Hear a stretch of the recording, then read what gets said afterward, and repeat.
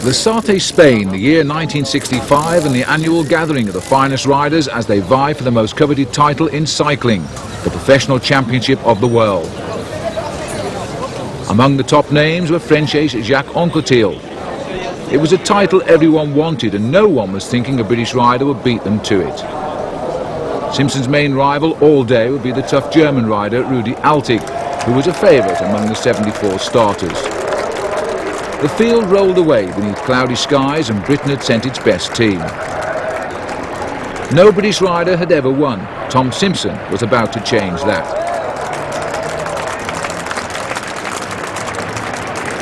A breakaway developed early on, and Simpson and Altig were both in it. Among the thousands of fans watching was Simpson's greatest supporter, a Belgian fanatic named Albert Burik. He was convinced himself that he would have made a good chance that year to win. And I thought before the race he made the chance, but as the race went on and when he was away with Altig, I had a bit doubt. I thought Altig was a better sprinter than him actually. I was a bit scared that Altig was going to win. I thought he was going to be second. I wasn't, because Altig was known as a good sprinter. And when they came to the finish I saw him going and Altig never got over him. And I went mad, I went really mad. It's something I'll never forget in my life. And it was a Spaniard next to me saying, "Oh, Simpson secundo, Altig primero," he said, and I was really mad. I said, "You twit," you know. And when he won, I jumped over the fence, and there was old fences there, and I ran like a madman, and I run straight into him. And I got hold of him. I was first to him with his bike and everything. I lifted him, I put him above my head. I didn't know how strong I was at the moment. If you read his book, he prescribes that in his book, and that I got to him and put him. I got hold of him by the saddle and the handlebars. I just lifted him off. I was so excited. Really was. I think that was the best day of my life. No one had loved Tom more than Albert, and Tom gave him what he wanted, a world champion as a friend. Sprinter Altig had been beaten, and Britain had its first rainbow jersey on the road since the title was first held in 1927.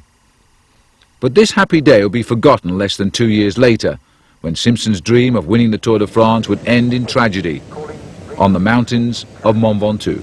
It was nearly the end of the 13th day of the Tour de France grueling cycle race when Tom Simpson fell onto the road on a mountainous stretch of the race not far from Avignon. He was helped to his feet by team helpers and carried on for a short while, but then he collapsed, barely a mile from the summit of the mountain, which was the end of today's part of the race. It was apparent that he was gravely ill, and he was given oxygen and mouth-to-mouth breathing before being taken to hospital in nearby Avignon by helicopter. He died there at 5:40, and a post-mortem is to be held. Eyewitnesses said it looked like a case of...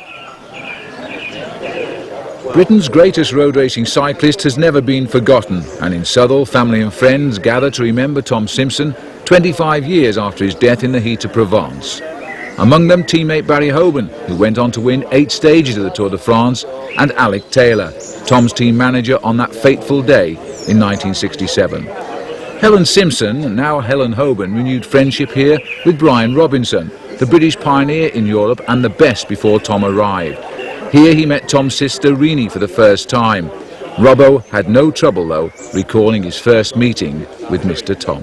Yes, it was 1959 when I first met Tom Simpson. We were riding the Tour of France, of course, and after the stage finish and we'd all got bathed and changed, he came along to the hotel for a chat, and we had a chat and a laugh, as you always did with Tom. And we introduced him to Raymond Louvio, who was my team boss at the time. In fact, Raymond Louvio and myself, I debuted as a pro and he debuted as a manager, and we sort of grew up together in the team of San Rafael. And I introduced him to Tom, and he'd already heard about Tom through the grapevine of cycle clubs, etc. And I think from that day he must have said to Tom, "Right, well, when you're ready we'll sign you up." And as far as I know, that's what's happened. Contrary to popular belief, Tom Simpson was born neither a Yorkshireman nor a Nottingham man. He was indeed from County Durham. Tom was born in November 1937 to Alice and Thomas, a coal mine conveyor worker. The coal mining village of Haswell welcomed Tom, although he was to move later to Harworth on the Nottinghamshire-Yorkshire borders. Well, this is the spot the house stood. It was knocked down very early in the war, I think. Well, or just after the war. But in the meantime, Tom would be about 3, I think, when they moved out into a bigger house. This one had just 2 bedrooms with a living room downstairs and a big pantry. And the entrance to the back door, that was where the space was. But of course it was just like an inlet from the backyard.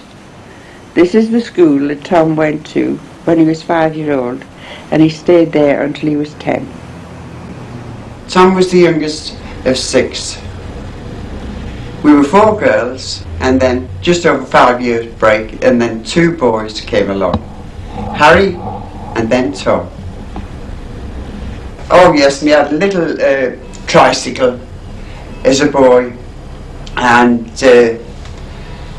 well, it developed from there really, didn't it? Oh yes, and he was always, I think it was I was saying today, it was always on the cards that he was going to be what he was, because he always wanted to win.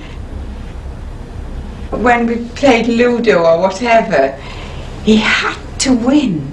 There was like a determination in him, and I think this is what makes, well, this is what is a champion, isn't it?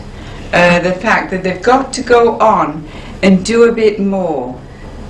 In 1950, I think Mother and Father had been thinking about opportunities for the 2 boys, a better life, and Mother had a sister in Harworth, Nottinghamshire, and she had kept saying things were better there, more development, more chances for the boys.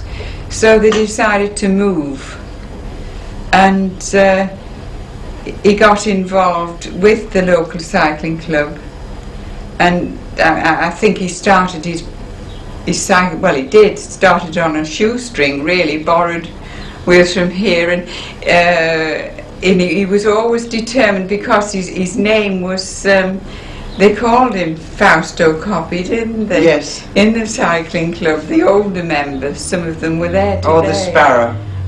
No, that was in Russia, wasn't it? That was the nickname, the English Sparrow. Well, the Sparrow had flown to Harworth early on, and his late father Thomas remembered the signs of Simpson's early promise as a bike rider. When he come down here, his 2 cousins lived down here, you see, and they were both in the cycling club. But he was a little bit younger than them, you see, while Harry joined, that's his brother. Well, Tom wanted to be in and all. Well, Tom used to follow them and he used to chase them away. And that's the reason that chap tells the tale, that he used to be a cyclist and all, and this chap's about 46 now. And as he tells the tale many times, he says this morning he was sending them away, and he swore at him at the finish, you know. And Tom got off the bike and he says, "Don't swear then." You've got to say it. He says, "I'll show you because I'll make a cyclist," and they'll allow, this chap always says, "By God, he has done, you know."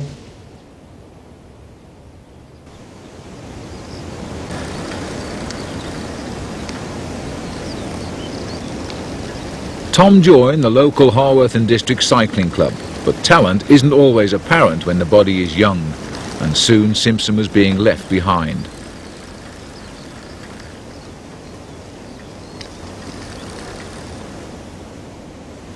The young Tom Simpson would trail into the cafe stop, finding the club ready to set off once again before he'd even had a cup of tea. Tom was proud of the nickname they gave him, 4 Stone Copy. It was on the long training rides, and painful they often were, that he would dream of becoming one of the world's great riders. But did he ever realise that one day too he would race against the man whose nickname he was very proud to have, Fausto Coppi? To the attack.